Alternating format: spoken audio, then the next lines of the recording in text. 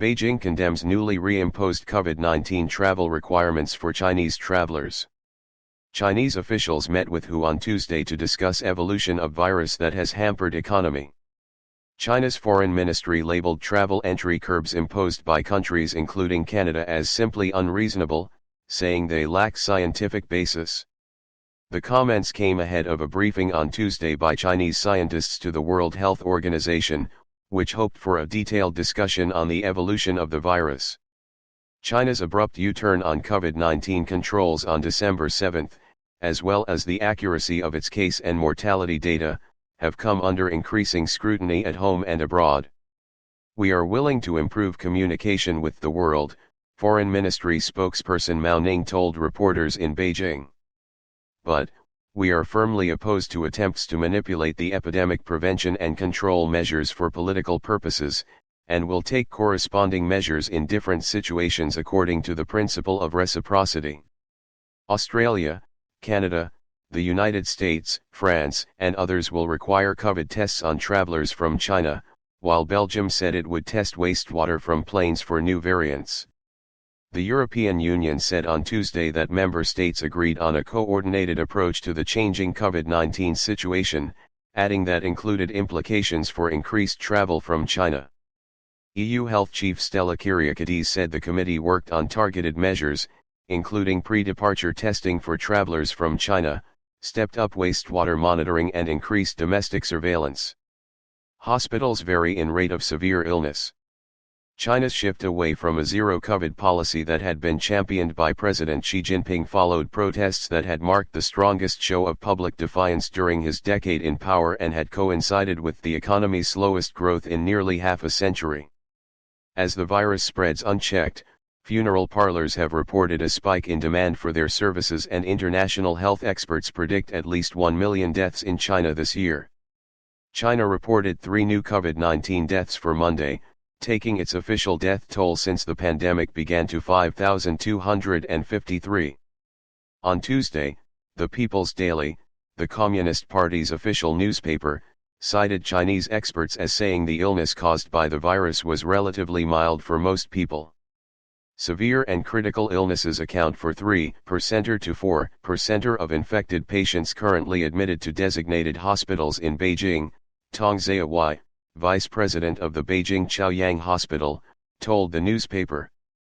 Kang Yan, head of West China Tianfu Hospital of Sichuan University, said that in the past 3 weeks, a total of 46 patients had been admitted to intensive care units, or about 1% of symptomatic infections. Meanwhile, the emergencies area at the Zhongshan Hospital in Shanghai was packed with patients on Tuesday, a Reuters witness said. Some were in beds in the corridor receiving for treatment while dozens were queuing around them, waiting to see a doctor.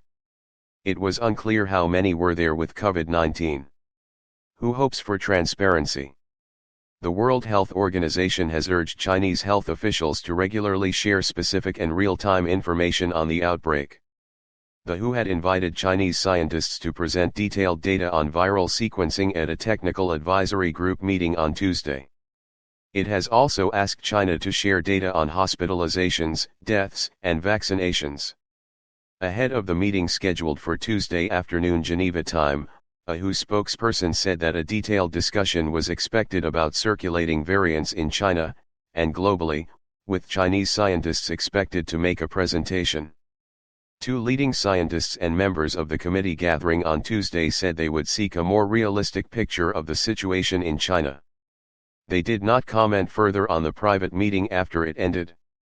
The WHO spokesperson added that the agency would communicate at a later stage, probably at a news briefing on Wednesday.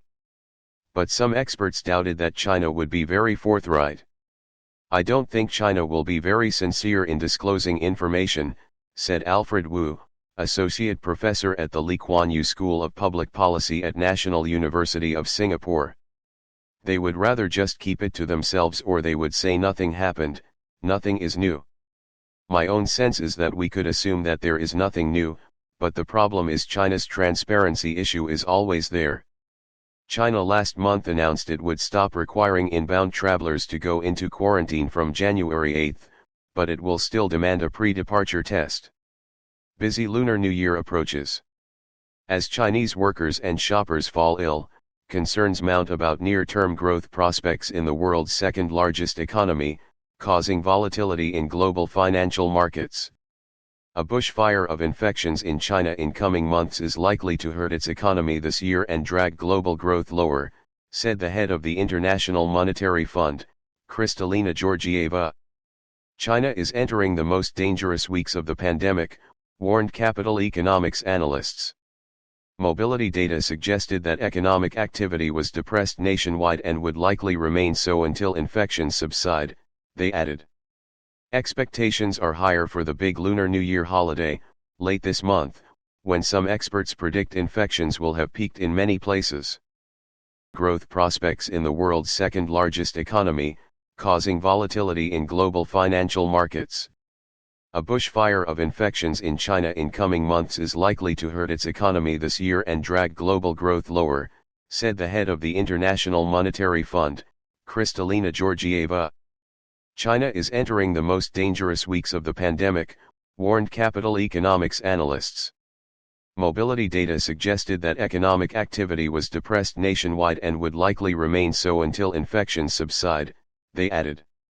Expectations are higher for the big Lunar New Year holiday, late this month, when some experts predict infections will have peaked in many places.